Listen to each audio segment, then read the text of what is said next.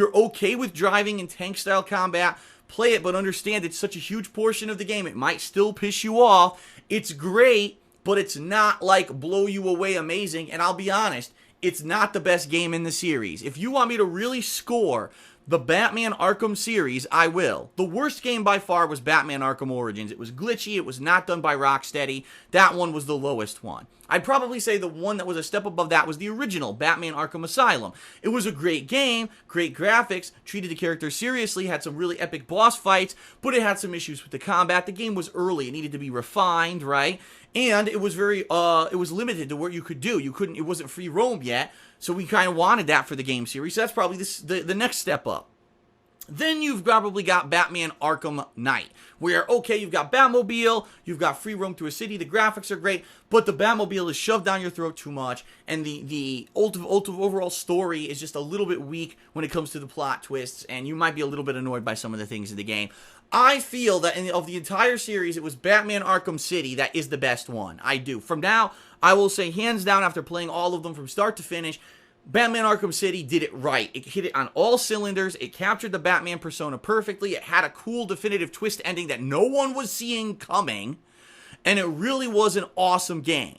And I am a little disappointed with what they did with this game. The fact that it was a little bit limited, but there was so much Batmobile, and it should have been better. If you're going to end an epic trilogy in grand fashion, I'm looking for more, and this one left me wanting. Therefore, to give you the scoring scale, Batman Arkham Origins, I gave an 8 out of 10. Batman Arkham Asylum, I gave it 8.5 out of 10. Batman Arkham City, I gave a 9.5 out of 10. I'm giving Batman Arkham Knight an 8.75 out of 10.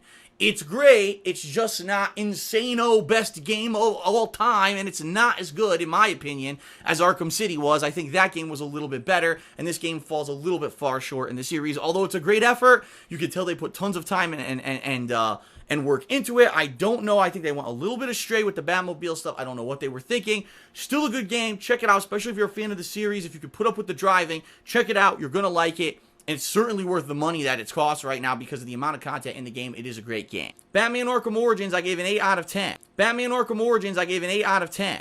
Batman Arkham Origins, I gave an 8 out of 10. And I'm like, wait, hold up.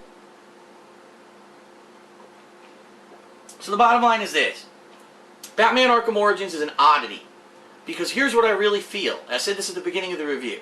I feel if this had been the first game in the Arkham series, people would have loved it. They would have forgiven that the frame rate chops up. They would have forgiven that maybe the game has a lot of bugs and crashes, because they would have said, oh, it's an open world game, we'll forgive it. Oh, you know, this is the first time they're attempting to have this many enemies on the screen, we'll forgive it. The problem is you've got 2 other entries in the series previous to this one that didn't have those problems. So we know that it's capable of doing it. Why? If they copied all the code from Rocksteady, why didn't they go to Rocksteady when they were having all these performance issues and ask them, how did you get around them? Because it's obvious Rocksteady knew how to, but these guys didn't. And it's a major detriment to the game. It's, again, you feel like you want to go back and play a new version of those old games, but this really isn't it. This feels like a pale clone of those previous games with a plot that's disappointing and a cop-out, and it infuriates me that I spent $60 and it was a bait and switch, and an online gameplay that's kind of unless you get to play as Batman or Robin, in which case it's great, but that's few and far between, and the matchmaking doesn't work. So I hate to say it, Batman, but Batman didn't do so good this time, and I really hope that Rocksteady is working on another game. The rumors are that they are working actually on another Batman game, because this one was so disappointing. I honestly don't want to play another game from these people. I think they had their chance. They even had all the code done for them already from Rocksteady that they just lifted, and they couldn't even make a game without constant game crashes and performance issues. It's a joke at this point. So, I'm sorry, Batman Arkham Origins, it has a lot of content, okay? And if you're a Batman fan, you will probably like it regardless of all the issues. But already having 2 games in the series that are much better, this game really doesn't hold up that much, alright? And the online play is kind of unless you randomly get to be Batman and Robin, which is few and far between. There's networking issues.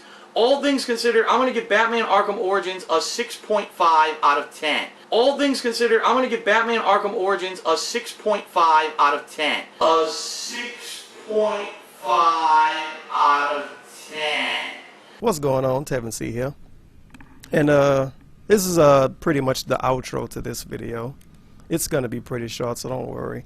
But I wanted to just point out that I didn't make this video to try to necessarily make DSP look bad.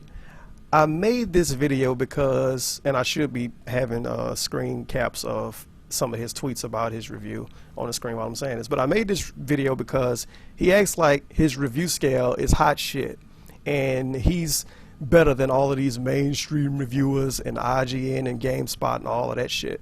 The motherfucker constantly over the last few years has called out reviewers personally and called out review websites because of one or two fucking review scores and say that they should scale them to all of their reviews and all of that stuff. The scale review system is fucking stupid. It's the reason why no one else does it. First of all. Second of all, you can't even remember a review you gave on a game less than 2 years ago. And you have the nerve to say you scale your reviews and everyone else should do it. You can't remember what you did less than 2 years ago, so how do you expect a website like GameSpot to remember a review they might have made 5 years ago?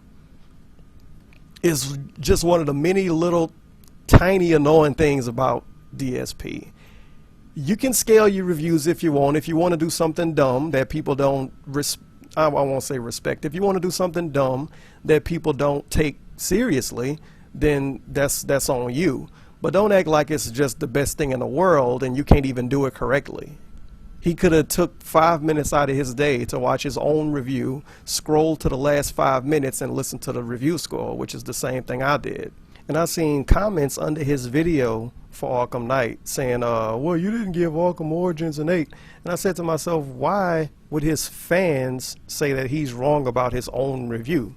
So I did about 5 minutes of research, went back to his Arkham Origins video, and saw that he didn't give it an 8. He didn't even give it a 7.